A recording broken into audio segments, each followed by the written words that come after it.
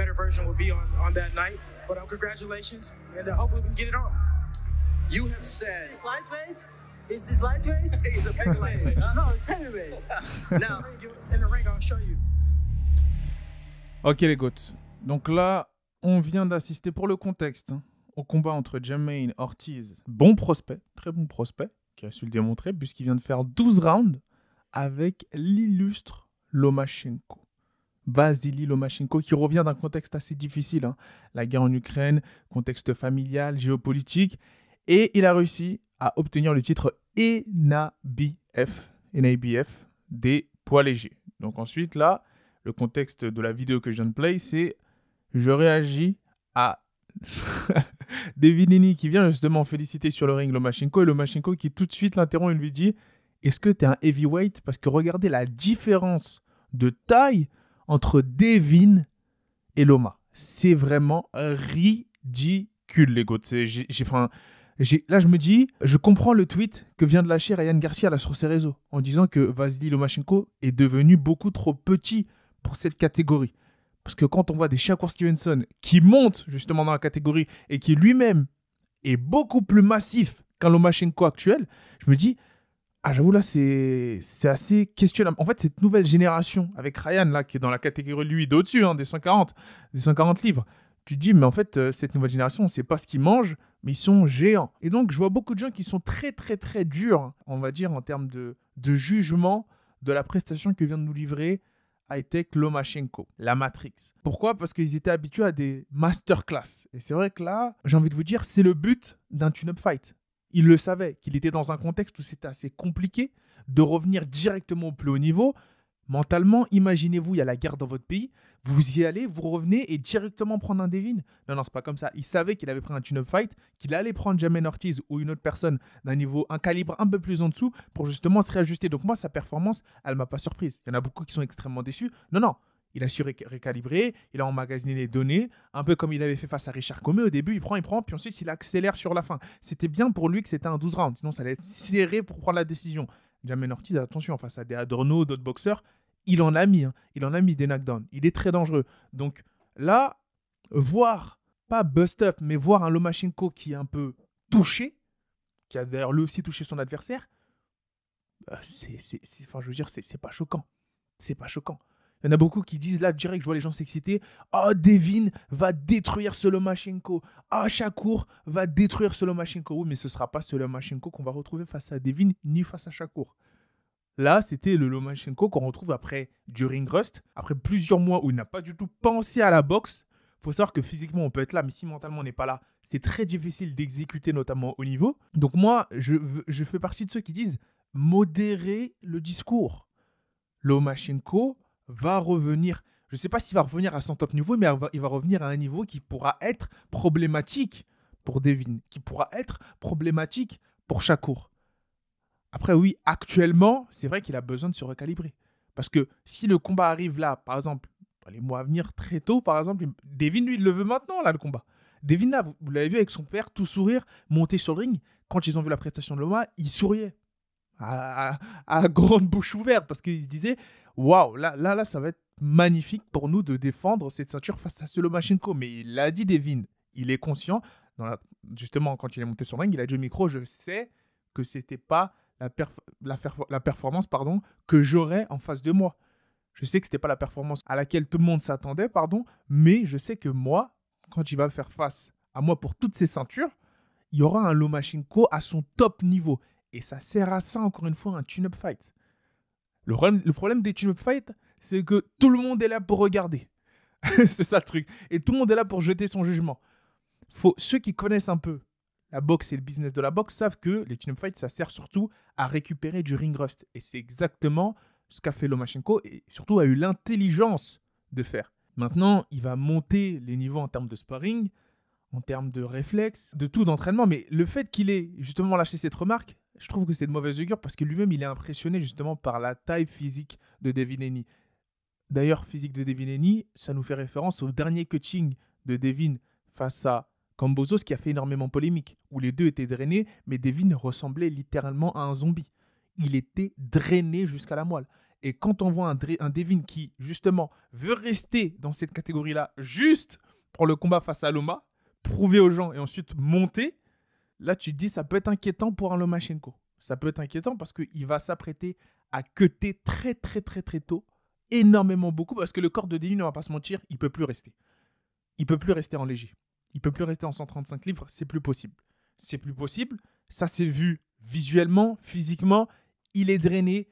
C'est ce qui l'empêche même. Moi, d'ailleurs, ça m'a impressionné de voir que même en étant drainé, il arrive à augmenter sa puissance de frappe.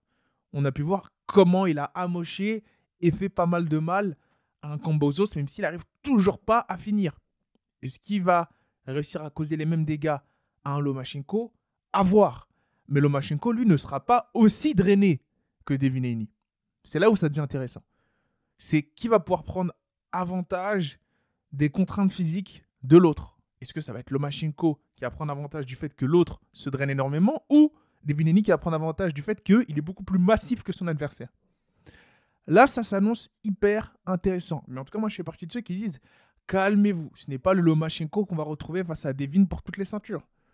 Oui, moi, ça m'a surpris. Ça m'a un peu fait penser à son combat face à Teofimo Lopez, où il prenait beaucoup de rounds, beaucoup de temps à emmagasiner toutes ces informations.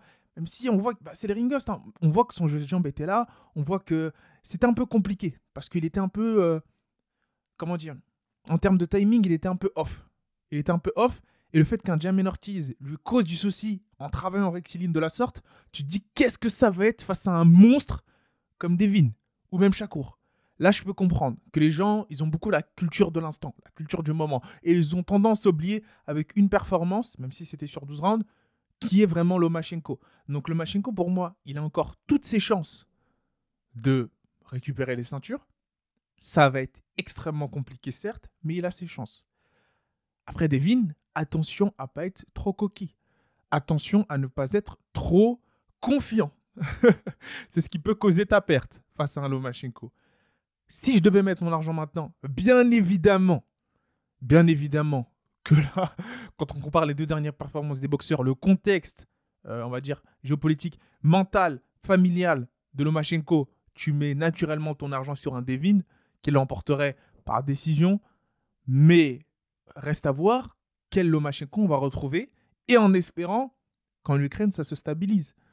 Comme ça, au moins, d'un point de vue mental, il va pouvoir se refocaliser Lomachenko sur sa boxe et retrouver la boxe qui a fait de lui le monstre qui a terrorisé tous ces lightweights et les catégories d'en dessous pendant toutes ces années.